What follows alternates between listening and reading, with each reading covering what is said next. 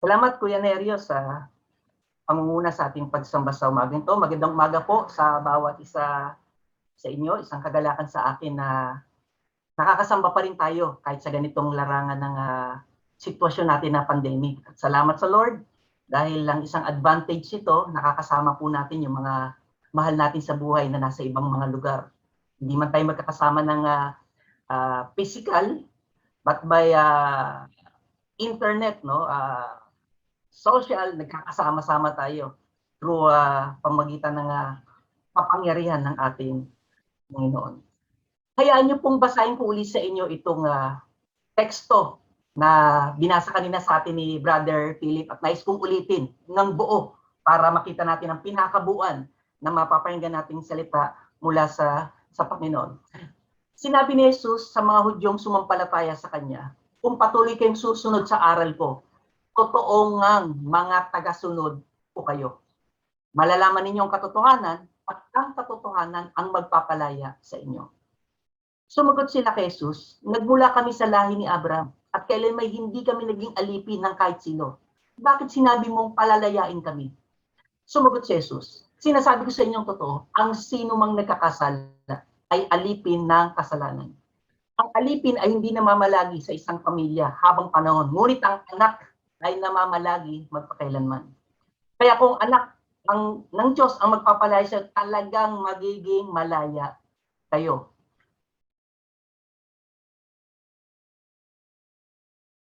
Alam kong galing kayo sa lahi ni Abraham, pero tinatangka ninyo akong patayin dahil ayaw ninyong tanggapin ang mga itinuturo ko.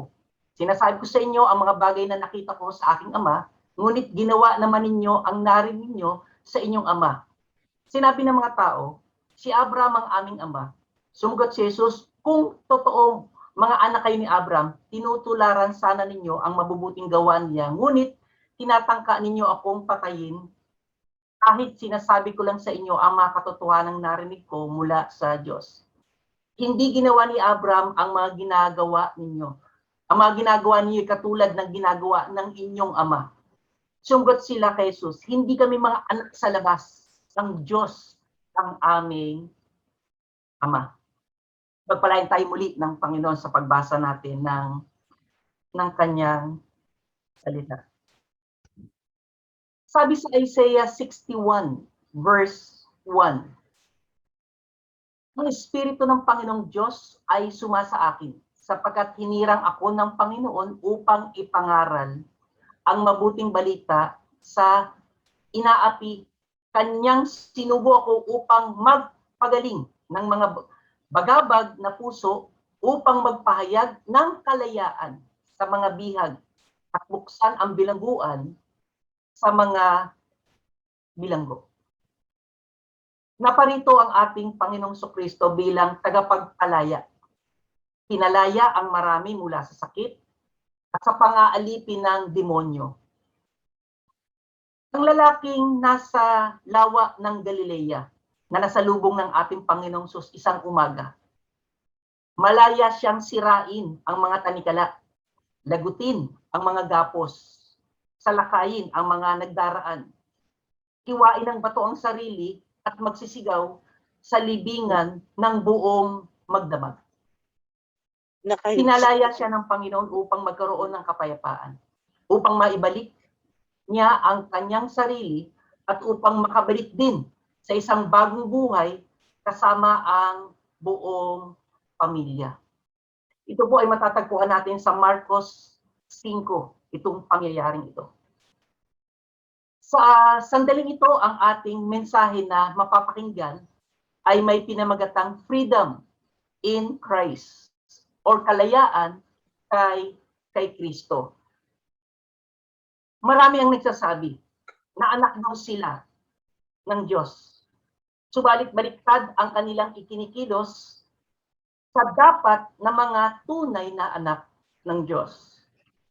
Madali lang sabihin na Kristiyano ako. Pero patunayan, ano ba talaga ang linggo? Laba o samba? Sabi ni Paul Washer, Sunday morning in America is the greatest hour of idolatry in the whole week. Why? Because most people who are even worshiping God are worshiping a God they don't know. They worshiping a God that looks like Santa Claus than the God of Scripture. Sa totoo, hindi lang ito sa Amerika. Kahit ako, personally, naniniwala dito rin sa Pilipinas. Itong linggo ang isa sa pinaka masamang araw sa buong linggo. Dahil sa araw ng linggo, dito maraming sabong, dito maraming inuman, dito maraming sugal. Dahil ang akala nila, araw ng pahinga, magsaya tayo. Pero sa mga tunay na pinalaya ni Kristo, ang araw ng linggo ay araw ng pagsamba. Amen. Minsan pa nating hayaan na ang salita ng Diyos ang mangusap sa bawat isa po sa atin. Mapalad ang makikinig at didinig ng kanyang salita. Sino ang may kalayaan kay Kristo? Ang sabi ng talata, ito yung taong tinutupad ang aral ng Diyos mula talatang 31. Basahin ko po ulit ang talata. Sinabi ni Jesus sa mga Hudyong sumasampalataya sa Kanya. Pansinin niyo mga kapatid, tignan niyo yung talata, may mga Hudyong sumasampalataya sa Kanya. Pero napansin niyo ba ang sabi ng Panginoon? Kung patuloy kayong susunod sa aral ko. Totoo ngang mga tagasunod ko kayo. Isang basihan para malaman natin na ang mga totoo, ang mga tunay na tagasunod ay patuloy na sumusunod sa aral ng Panginoon. Madalas natin marinig ang salitang patuloy. At marahil sa inyo kapag nananalangin, laging sinasabi, Panginoon, patuloy mo kaming samahan, patuloy mo kaming pagpalain, patuloy mo kaming ingatan. Subalit ang tanong ay ganito, ikaw ba naman ay nagpapatuloy sa pagsunod o pagtupad sa aral ng Diyos? Hindi ba unfair kung puro ka lang tanggap at wala ka namang ginawa para sa Panginoon? Yung tunay na mga tagasunod ay patuloy na sumusunod sa Panginoon kahit na ano ang mangyari. Sa totoo, ipakita ko sa inyo ang dati nating buhay. Sabi sa Efeso chapter 2, verse 1, 2, 3, ito po ay ang salita ng Diyos. Noong una, hindi pa tayo mananampalataya, hindi pa tayo alagad ni Kristo. Sabi nito, itinuring kayong mga patay ng Diyos dahil sa mga pagsuway ninyo at mga kasalanan. Namuhay kayong gaya ng mga taong makamundo. Sakop kayo ng kapangyarihan sa kasalanan. Ang hari ng mga espiritong nagahari sa mundo at siya rin ang espiritong kumikilo sa puso ng mga taong ayaw sumunod sa Diyos. Dati, namuhay din tulad nila. I-mute po yung mic. Namuhay tayo ayon sa pagnanasa ng laman at sinunod natin ang masasama ang katawan at parang babae. Sa kalagayan natin iyon, kasama rin sana nila tayo sa nararapat parusahan ng Diyos. Kung hindi tayo pinalaya, kung hindi tayo binuhay ng Panginoon, ito ang ating kasasapitin. Makakasama tayo sa mga parurusahan ng Diyos. Kapag ang sinusunod natin, hindi ang Panginoon, kundi ang prinsipe ng kasamaan, walang iba, kundi si Satanas. Hindi natin talaga kaya itong gawin kung hindi tayo nilagay sa tunay nating kalagayan. Ang malaya dahil sa kapangyarihan ng ating Panginoon. Sinasabi sa Tito 1:16, sinasabi nilang kilala nila ang Diyos. Ngunit ikinakaila naman ng kanilang gawain ang Diyos. Sila'y kasuklam-suklam sa Diyos, mga suwail, at hindi nararapat para sa anumang mabuting gawa. Sabi nga sa English version, they claim to know God, but by their action, they deny Him. Minsan nakakatawa isipin, maraming taong sasabi, kesyo gwapo, kesyo maganda, sila lang ang nagsasabi. Pero pag tumingin sila sa salamin, hindi naman pala. Ganon din ang mga taong ito. Sinasabi nila, anak kami ng Diyos. Pinalaya kami ng Diyos. Nakasunod kami ng Diyos. Alagad kami ni Kristo. Pero nasaan sila? Nasaan sila? Ito ang mahirap. Ang sinasabi mo ay hindi akma sa ginagawa mo. Kaya ang araw ng linggo, ito ay samba at hindi laba.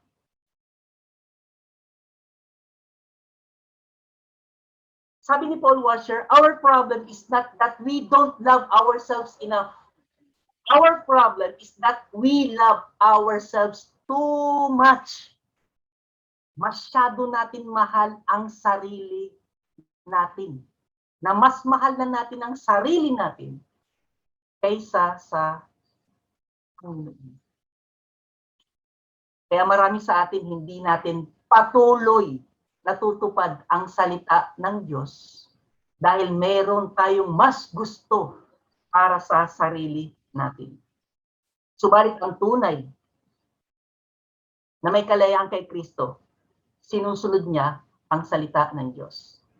Sabi nga ni Juan, unang Juan chapter 5 verse 3, sapagkat ganito ang pagmamahal sa Diyos, na sundin natin ang kanyang mga utos at hindi, ulitin ko, hindi naman mahirap sundin ang kanyang mga utos. Meron bang mahirap sa tunay na umiibig? Malimit ang mga lalaki kapag nanliligaw. Hindi natin iniisip ang layo, ang hirap sa ating panliligaw sapagkat mahal natin ang babae. Ganon din sa atin, sa Panginoon. Kung mahal natin ang Panginoon, hindi mahirap sa atin sundin ang kanyang mga salita. Dahil mahal nga natin ang Panginoon. Ang salita ng Diyos ay hindi mahirap sundin. Matigas lang talaga ang puso natin. Yun lang ang problema. Sa tunay na malaya, dahil pinalaya ni Kristo, hindi po mahirap sumunod sa aral ng Diyos. Ang pangalawa, sinong may kalayaan kay Kristo? Sila yung tinatanggap ang turo ng Diyos mula talata 37. Sabi rito, alam kong galing kayo sa lahi ni Abraham, pero tinatangka ninyo akong patayin dahil ayaw ninyong tanggapin ang mga itinuturo ko. Malalaman ang mga hindi marunong tumanggap, nariyan ang reklamo at pagtutol. Dito, mas matindi ang nangyari dahil gusto ng mga tao patayin ang Panginoon sa kanyang pagtuturo dahil hindi nila matanggap ang kanyang pagtuturo. Subalit sa mga tunay na pinalaya ni Kristo ng ating Panginoon, alam natin lahat ng aral ay mayroong kapakinabangan para sa atin. Lahat ng aral ay mayroong kapakinabangan para sa atin. Kung sabihin man ng Diyos, hindi niya tayo iiwan. Huwag naman nating sabihin na kung tayo ay nag-iisa, iniwan na ako ng Panginoon. Dapat tanggap natin na ang kanyang salita ay totoo, mapangahawakan na hindi niya tayo iiwan. Tanggap natin na ang turo ng Diyos ay para sa ikabubuti natin. Sabi nga sa 2 Korinto chapter 3 verse 17, ngayon, ang binabanggit ditong Panginoon ay ang banal na Espiritu. At kung ang Espiritu ng Panginoon ay nasa isang tao, malaya na siya. Nasa iyo po ba ang Espiritu Santo? Kung nasa iyo ang Espiritu Santo, isa kang taong malaya. Buo ang ating tiwala na sa pamamagitan ng Espiritu na nasa atin, malaya tayo sa anupaman at hindi dapat matakot. Kaya nga may kalayaan po tayo. Napansin niyo bakit tayo nandito ngayon sa pagsamba? Because we are free to worship the Lord. The Spirit, the Holy Spirit is in us. Pero sa mga wala, nandun, nagbabike sila, may ginagawang iba, wala silang kalayaan, wala silang kakayanan na papaliban ko. Hindi. Kasi wala sa kanila yung kapangyarihan ng Espiritu Santo. Sabi nga sa Galatians chapter 5 verse 13, mga kapatid, tinawag kayo upang maging malaya. Ngunit huwag naman ninyong gamitin ng inyong kalayaan upang masunod ang hilig ng laman, kundi maglingkod kayo sa isa't isa sa diwa ng pag-ibig. Ang ating kakayanan, sa ngayon po napapansin ninyo, nag-iba ko ng estilo, nag-iba ko ng forma. Nung mga naunang mga linggo ng ating online, napapansin po ninyo, sa mga sumasama, naka-polo shirt lang ako. Pero ngayon halos nagpo-polo na ako, gusto ko nang magbarong. Dahil may kalayaan akong mag-t-shirt. Sa totoo lang, pwede ako magsando. Pero ba't hindi ko ginagawa? Dahil meron akong pagsunod sa Panginoon. Natutuwa ako sa mga babaeng kasama natin ngayon, na mga naka-lipstick. Purihin ng Diyos. Dahil alam ninyo, ito ay pagharap natin sa Panginoon. Huwag nating hayaan ang kalayaan natin sa hilig ng laman ang masunod, kundi ang kalooban ng Diyos sa bawat isa sa atin sa diwa ng pag-ibig sa isa't isa. Sabi nga ni Charles Spurgeon, "O Christian, the world is not your friend. If it is, then you are not God's friend." Hindi po natin kaibigan ang mundo. At sinasabi ni A.W. Tozer, any doctrine that makes the world your friend is not your friend. Maliwanag ito, sinasabi ng salita ng Diyos. Ang Panginoon ang ating sinusunod.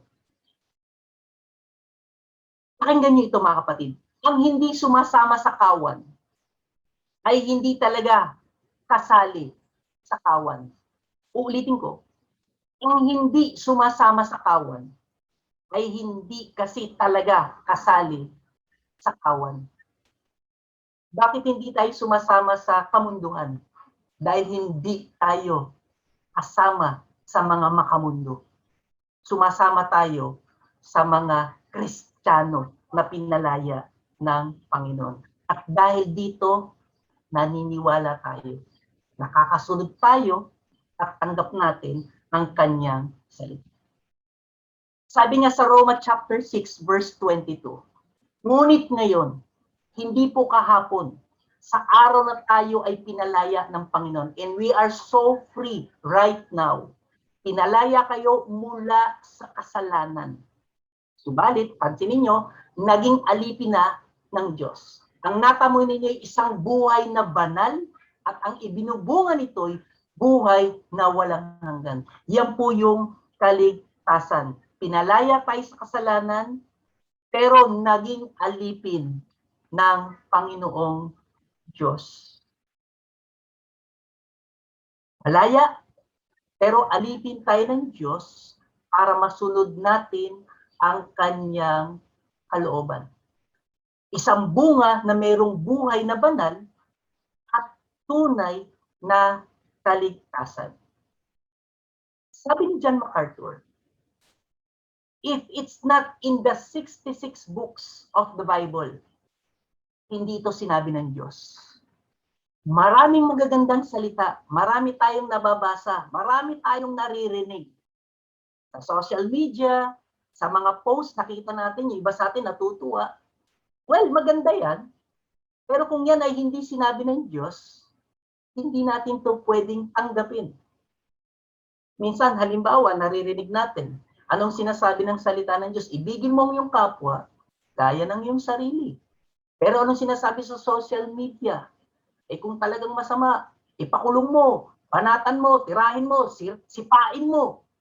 Eh hindi sinasabi ng Bible yun. Hindi natin dapat tanggapin yun.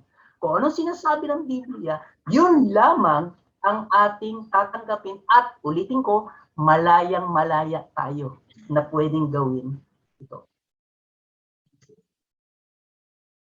Yung pinakahuli, na may kalayaan kay Kristo, ito yung tinutularan ang mabuting halimbawa ni Abraham sa talatang 4.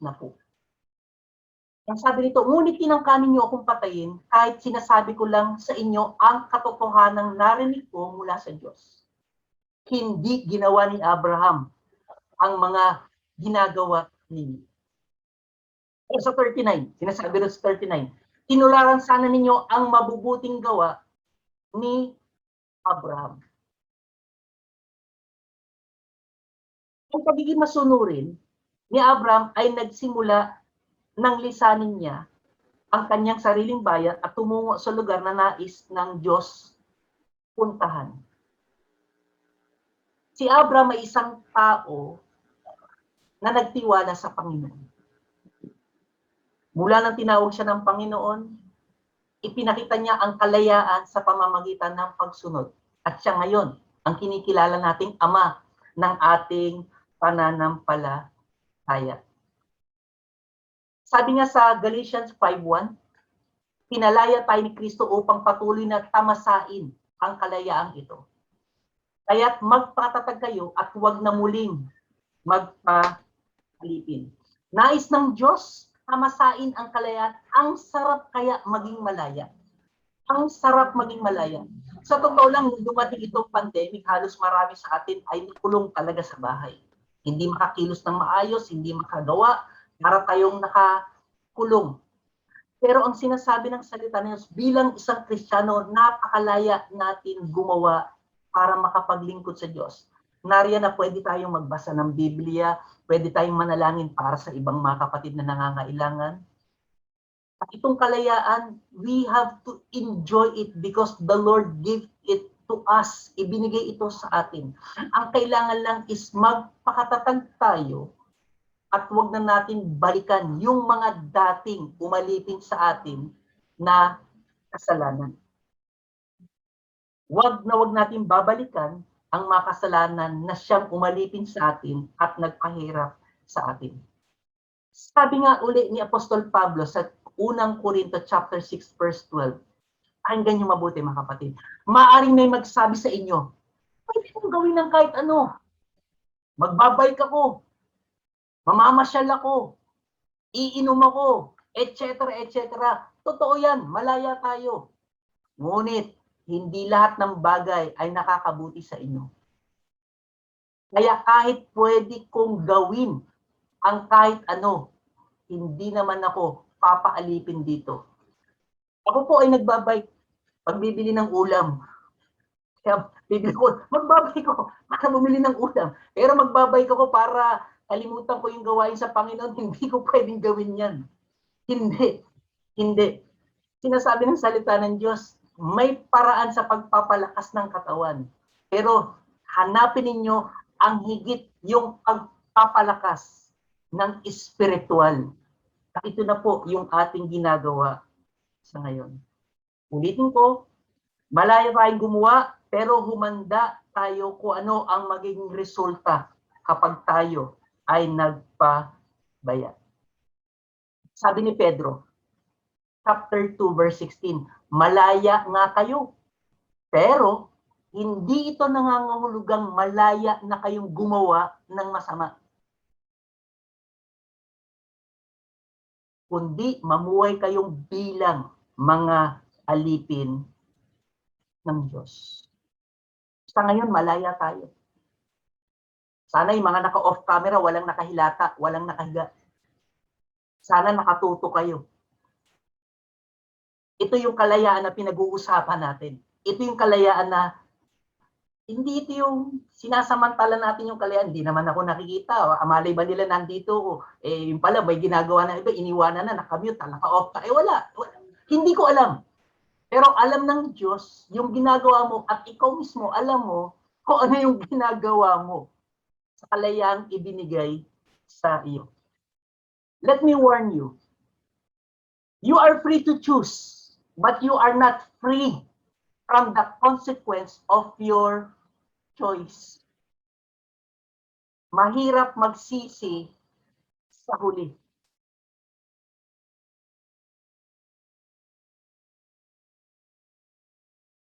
Ganito mga kapatid, yung pagsaserve sa Lord, kapag malinis ang konsyensya, ay may malakas na kumpiyansa. Ulitin ko, ang pagsaserve sa Lord, kapag malinis ang konsyensya, may malakas na kumpiyansa. Hindi tayo natatakot mag-serve sa Lord, lalo na kung malinis ang konsyensya natin. At dahil dyan, lalong lumalakas ang ating loob magpatuloy pa ng mayroong buong katapatan. Narinig natin sa mga mensahe na ang Diyos ay nagkakaloob, nagbibigay gantimpala sa mga nagtatapat sa Kanya sa paglilingkod. Sabi ni Brennan Manning, real freedom is freedom from the opinions of others. Above all, freedom from your opinion about yourself. Totoo, meron tayong kapintasan. Pero dapat alam natin, pinalaya tayo ni Kristo. Yung ginagawa nating paglilingkod, para ito sa Panginoon. Ano kung may puna ang ibang tao? Ginawa natin ito mula sa ating puso para sa Panginoon. Huwag natin pakinggan yung mga taong wala namang ginagawa para sa Panginoon, kundi mamuna at humanap lang ng kamalian. Kundi tayo, magpatuloy tayo sa paglilingkod sa ating Panginoon. Alam mo naman kung sino ka talaga at bakit mo hahayaan diktahan ka ng sinasabi ng iba. Sabi ni Paula Horan, the key to freedom lies not in blame, but in forgiveness. Hindi tayo mahilig sa blame game. Walang sisihan dahil lahat tayo ay nagkakamali. Yang isang taong malaya, hindi siya naninisi, kundi iniisip niya dapat magpatawaran dahil kahit kayo, ako, kayo, ay nagkakasala din.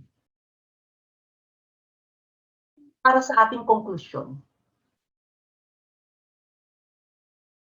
ang mayroong tunay na kalayaan kay Kristo ay tinutupad ang aral ng Diyos. Uulitin ko, ito yung mga taong patuloy tumutupad sa salita ng Diyos. At hindi sila nahihirapan dahil mahal nila ang Panginoon na nagpalaya sa kanila. Tinatanggap din nila ang bawat uro ng Panginoon kahit masakit. Tanggap nila ang turo ng Panginoon. At higit sa lahat, tinutularan nila ang mabuting halimbawa na ginawa ni Abraham bilang ama natin sa pananampalataya. The greatest freedom is the freedom found in Christ. Wala nang iba. Si Kristo lamang ang pwedeng magpalaya. At kung hindi ka tunay pinalaya ni Kristo, hindi ka nga malaya. Sa oras na ito, hindi ko alam kung sino sa atin dito ang hindi pa nakakatiyak. Hayaan po ninyo na ang kahabagan ng Diyos sa oras na ito na narinig niyo ang kanyang salita. Palayain kayo ng Panginoon. At sa paglaya ninyo, makasusunod kayo sa kanyang salita. Tanggap ninyo ang anumang salita na dumarating sa atin. At higit sa lahat, tutularan natin ang mga taong namuhay ng mayroong pananampalataya sa Panginoon. Sampalatayanan natin ng buong puso ang Panginoon. mararanasan natin ang kanyang pagpapalaya sa bawat isa. At para sa ating aplikasyon, isang malaking pagpapakita ng pagpapahalaga kapag ang kalayaan na binigay sa atin ng Panginoong Sus ay gagantimpalaan o gagamitin natin para mapaglingkuran ang ating Panginoong Diyos ng lubusan at may kagalakan. Sabi ni Charles Spurgeon, "It is a great privilege to do anything for the King." Isang karangalan, isang malaking pribilehiyo na makapaglingkod tayo sa hari. At sa umagang ito, malaya tayong nakapaglingkod sa pamamagitan ng pagsamba. We are free because God loves us so much. Pinalaya tayo sa kasalanan at sama-sama tayo ngayon maglilingkod sa atin. Puri ng Diyos, salamat po sa bawat isa sa inyo.